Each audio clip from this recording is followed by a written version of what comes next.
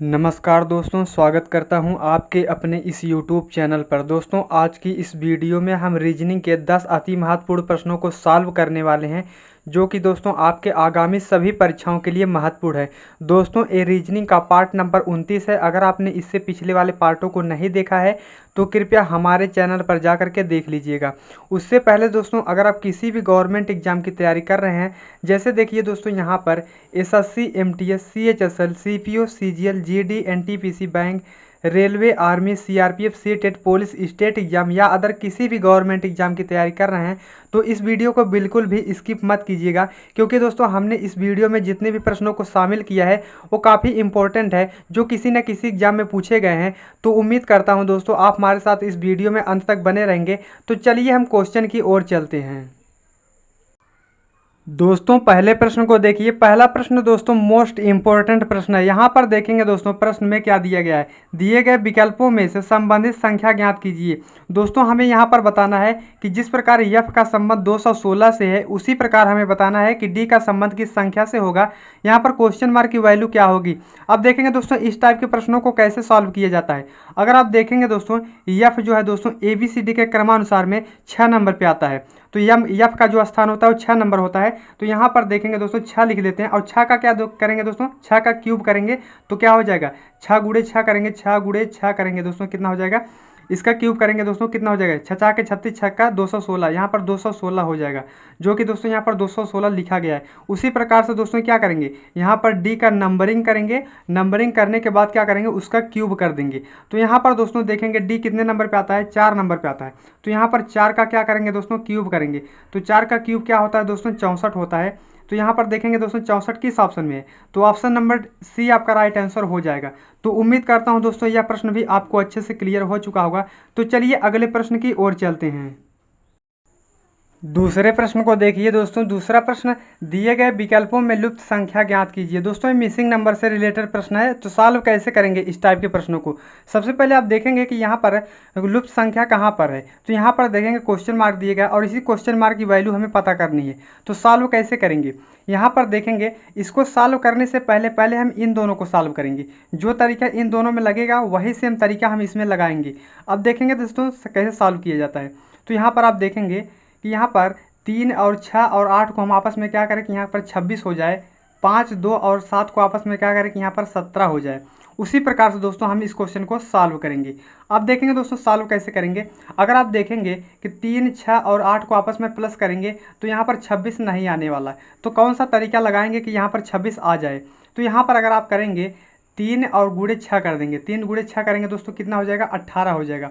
और 18 में दोस्तों यहाँ पर प्लस 8 कर देंगे तो कितना हो जाएगा, इसी 8 को प्लस कर देंगे दोस्तों कितना हो जाएगा, 26 हो जाएगा, जो कि दोस्तों 26 लिखा गया है यहाँ पर।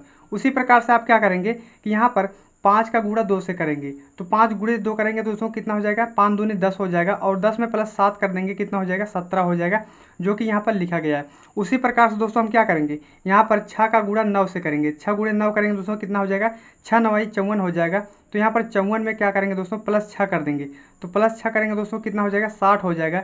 देखेंगे 60 किस ऑप्शन में है, तो ऑप्शन नंबर डी आपका राइट आंसर हो जाएगा। तो उम्मीद करता हूं दोस्तों यह प्रश्न भी आपको अच्छे से क्लियर हो चुका होगा। तो चलिए अगले प्रश्न की ओर चलते हैं। दोस्तों तीसरे प्रश्न को देखिए। दिए गए प्रश्न में संबंधित संख्या ज्ञात कीजिए। दोस्तों ये नंबर एनालॉजी से संबंधित प्रश्न है। तो यहाँ पर हमें बताना है कि जिस प्रकार 83 का संबंध 9 से है, उसी प्रकार हमें बताना है कि 146 का संबंध किस संख्या से होगा। अब देखिए इस टाइप के प्रश्नों को कैसे सॉल्व किया जाता है। आप देखेंगे कि यहाँ पर 83 से 9 का संबंध किस प्रकार से है, उसी प्रकार आप बताएंगे कि 146 का संबंध किस संख्या से होगा। अब देखेंगे दोस्तों सॉल्व कैसे करेंगे। यहाँ पर अगर आप देखेंगे तो यहाँ पर 83 दोस्तों क्या है, 83 जो है दोस्तों 9 के स्क्वायर के करीब है, यानी कि 9 का स्क्वायर क्या होता है दोस्तों, 81 होता है। अगर आप देखेंगे यहाँ पर 9 का स्क्वायर करेंगे, 9 का स्क्वायर करेंगे दोस्तों कितना हो जाएगा, 81 हो जाएगा। और 81 में प्लस 2 कर देंगे दोस्तों कितना हो जाएगा, 83 हो जाएगा। तो जो कि दोस्तों यहाँ पर लिखा गया है। उसी प्रकार दोस्तों अगर आप देखेंगे 146 को, तो 146 किस संख्या के स्क्वायर के करीब है। तो अगर आप देखेंगे कि अगर यहाँ पर आप देखेंगे 23 का स्क्वायर करेंगे दोस्तों बहुत ज़्यादा हो जाएगा, 19 का नहीं, अगर आप देखेंगे 12 का, तो यहाँ पर दोस्तों 12 का स्क्वायर करेंगे तो 12 का स्क्वायर दोस्तों कितना हो जाएगा, 144। और 144 में +2 करेंगे दोस्तों कितना हो जाएगा, 46 हो जाएगा, जो कि दोस्तों यहाँ पर 146 लिखा गया है। तो यहाँ पर दोस्तों क्वेश्चन मार्क की जो वैल्यू है वो क्या है दोस्तों, 12 है। तो ऑप्शन नंबर सी आपका राइट आंसर हो जाएगा। तो चलिए अगले प्रश्न की ओर चलते हैं। दोस्तों चौथे प्रश्न को देखिए। चौथा प्रश्न दोस्तों वेन डायग्राम से रिलेटेड प्रश्न है। तो यहाँ पर हमें बताना है कि दोस्तों यहाँ पर नीचे दिए गए प्रश्न का सही वेन आरेख ज्ञात करें। दोस्तों यहाँ पर 3 शब्द दिए गए, घोड़ा दिया गया, बंदर दिया गया, हाथी दिया गया। अगर आप इन तीनों शब्दों को देखेंगे तो ये क्या है दोस्तों, घोड़ा क्या है, एक जानवर है, बंदर क्या है दोस्तों, एक जानवर है, और हाथी भी क्या है दोस्तों, एक जानवर है। यानी कि ये तीनों क्या है, जानवर है, और जानवर है तो अलग अलग जानवर है। तो इसका वेन डायग्राम कैसे बनेगा दोस्तों, तो इन तीनों का क्या दोस्तों आपस में कोई संबंध है, कोई संबंध नहीं है इन तीनों का।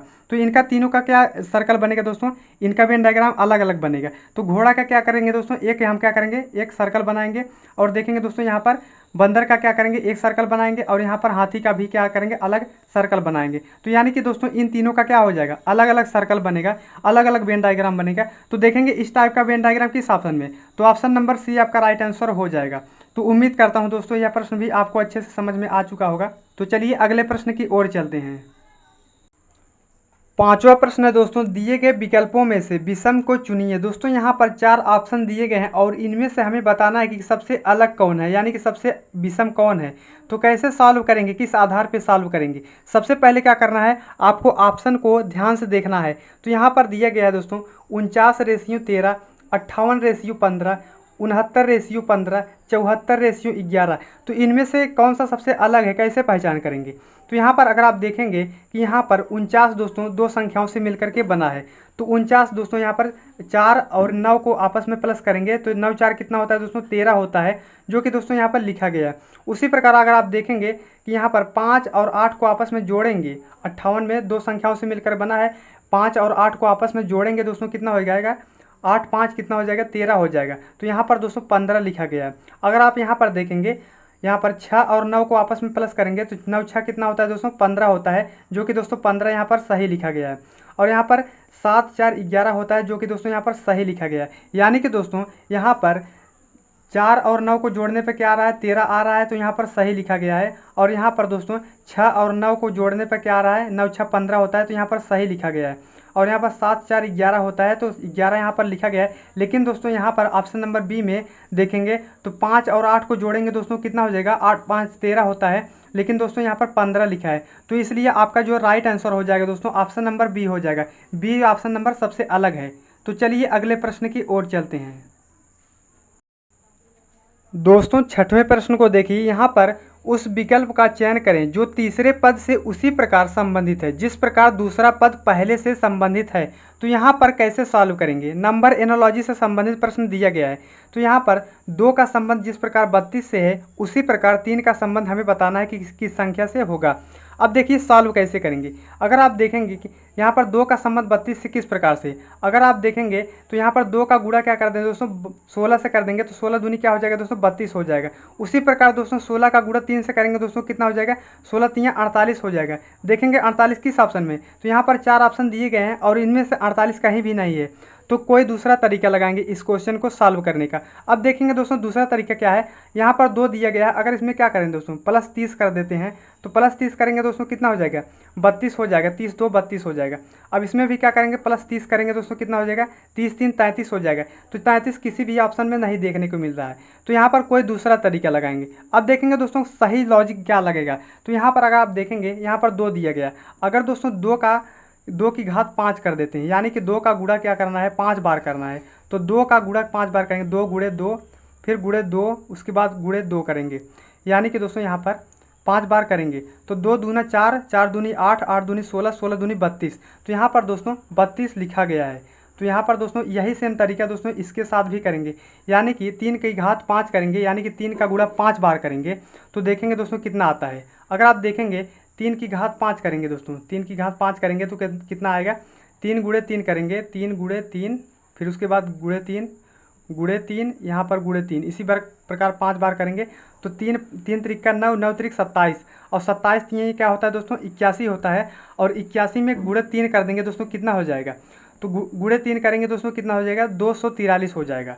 तो यहाँ पर देखेंगे 243 किस ऑप्शन में है, तो ऑप्शन नंबर यहाँ पर देखेंगे ऑप्शन नंबर ए आपका राइट आंसर हो जाएगा। तो उम्मीद करता हूँ दोस्तों यह प्रश्न भी आपको अच्छे से क्लियर हो चुका होगा। तो चलिए अगले प्रश्न की ओर चलते हैं।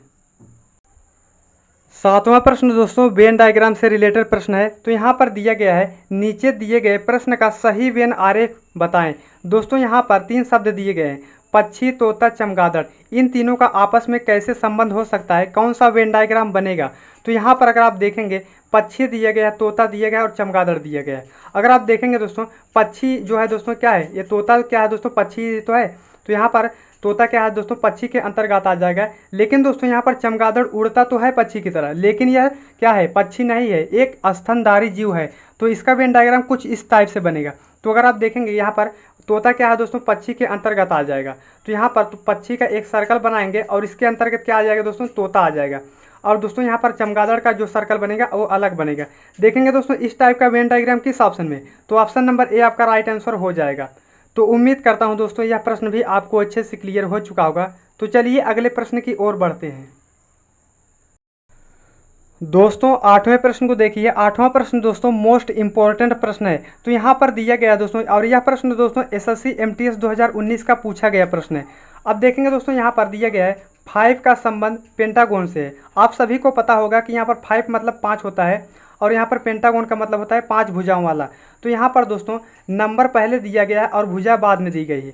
तो उसी प्रकार आप देखेंगे इन चारों ऑप्शन में से कौन सा ऑप्शन सही है। तो अगर आप देखेंगे डी वाला ऑप्शन, यहाँ पर 6 दिया गया है जो कि दोस्तों नंबर है पहले, और यहाँ पर सेप्टागोन दिया गया, और सेप्टागोन का मतलब क्या होता है दोस्तों, 7 भुजाओं वाला।